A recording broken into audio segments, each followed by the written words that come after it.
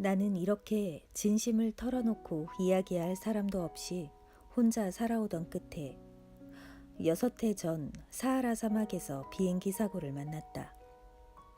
모터에서 무언가가 부서진 것이다. 기관사도 승객도 없었던 터라 나는 그 어려운 수리를 혼자서 감당해 볼 작정이었다. 나로서는 죽느냐 사느냐 하는 문제였다. 겨우 일주일 동안 마실 물밖에 없었다. 첫날 저녁 나는 사람이 사는 곳에서 사방으로 수말리나 떨어진 사막 위에 누워 잠이 들었다. 넓은 바다 한가운데서 뗏목을 타고 흘러가는 난파선의 뱃사람보다도 훨씬 더 외로운 처지였다. 그러니 해뜰 무렵 이상한 작은 목소리가 나를 불러 깨웠을 때 내가 얼마나 놀랐겠는가. 그 목소리는 말했다. 저 양 한 마리만 그려줘. 뭐? 양 한 마리만 그려줘. 나는 벼락이라도 맞은 듯 벌떡 일어났다. 나는 눈을 비비고 주위를 잘 살펴보았다. 아주 신기한 꼬마아이가 엄숙하게 나를 바라보고 있었다. 여기 그의 초상화가 있다. 이 그림은 내가 훗날 그를 모델로 그려낸 그림 중에서 가장 훌륭한 것이다. 그러나 내 그림이 그 모델만큼 멋이 있으려면 아직 멀었다. 그러나 그건 내 잘못이 아니다. 나는 내 나이 6살 적에 어른들 때문에 기가 죽어 화가의 길을 포기했고 기껏해야 속이 보이는 보아뱀과 보이지 않는 보아뱀을 그린 것밖에는 달리 그림 공부를 해본 적이 없지 않은가. 아무튼 나는 놀란 눈을 휘둥그레 뜨고 호련히 나타난 그 모습을 바라보았다. 사람이 사는 곳에서 사방으로 수말리나 떨어진 곳이 아닌가. 그런데 내가 본 이 아이는 길을 잃은 것 같지도 않았고 피곤이나 굶주림이나 목마름에 시달려 녹초가 된 것 같지도 겁에 질려 있는 것 같지도 않았다.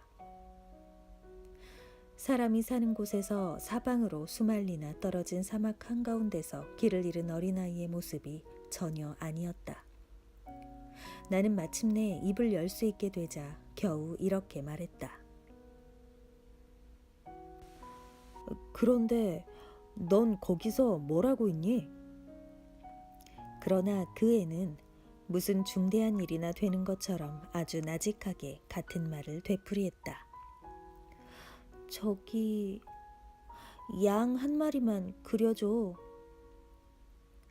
터무니없는 일이라도 너무 강렬한 느낌을 받으면 감히 거역하지 못하는 법이다. 그래서 사람들이 사는 곳에서 사방으로 수말리나 떨어진 데서 죽음이 눈앞에 어른거리는 판에 정말 멍청한 짓을 한다는 생각을 하면서도 나는 주머니에서 종이와 만년필을 꺼냈다. 하지만 나는 그때 내가 특별히 공부한 것이라고는 고작 지리와 역사와 산수와 문법이라는 생각이 나서 좀 언짢은 기분으로 그 꼬마아이에게 그림을 그릴 줄 모른다고 말했다. 그가 나에게 대답했다. 괜찮아. 양 한 마리만 그려줘. 나는 한 번도 양을 그려본 적이 없었기 때문에 내가 오직 그릴 수 있는 2가지 그림 중에서 하나를 그에게 다시 그려주었다. 속이 보이지 않는 보아뱀의 그림을. 그런데 놀랍게도 그 꼬마아이는 이렇게 대답하는 것이었다. 아니야. 난 보아뱀의 뱃속에 있는 코끼리는 싫어. 보아뱀은 아주 위험하고 코끼리는 아주 거추장스러워. 내가 사는 데는 아주 작아서 나는 양을 갖고 싶어. 양 한 마리만 그려줘.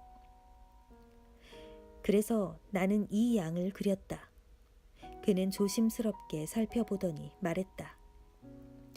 아니야, 이건 벌써 몹시 병들었는걸. 다른 걸로 하나 그려줘. 나는 이 그림을 그렸다. 내 친구는 얌전하게 미소 짓더니 너그럽게 말했다. 아이 참, 이게 아니야. 이건 순양이야. 뿌리 돋고. 그래서 나는 이 그림을 그렸다. 그러나 이건 역시 앞의 그림들처럼 퇴짜를 맞았다. 이건 너무 늙었어. 나는 오래 살 수 있는 양이 필요해. 그때 나는 모터를 분해할 일이 우선 급해 참지 못하고 아무렇게나 쓱 그어댔는데 그게 이 그림이었다. 그러고는 던져주며 말했다.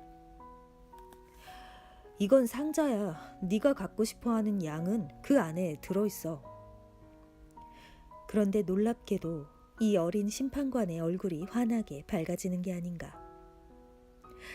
내가 원한 건 바로 이거야. 이 양을 먹이려면 풀이 많이 있어야 할까? 그게 걱정이야.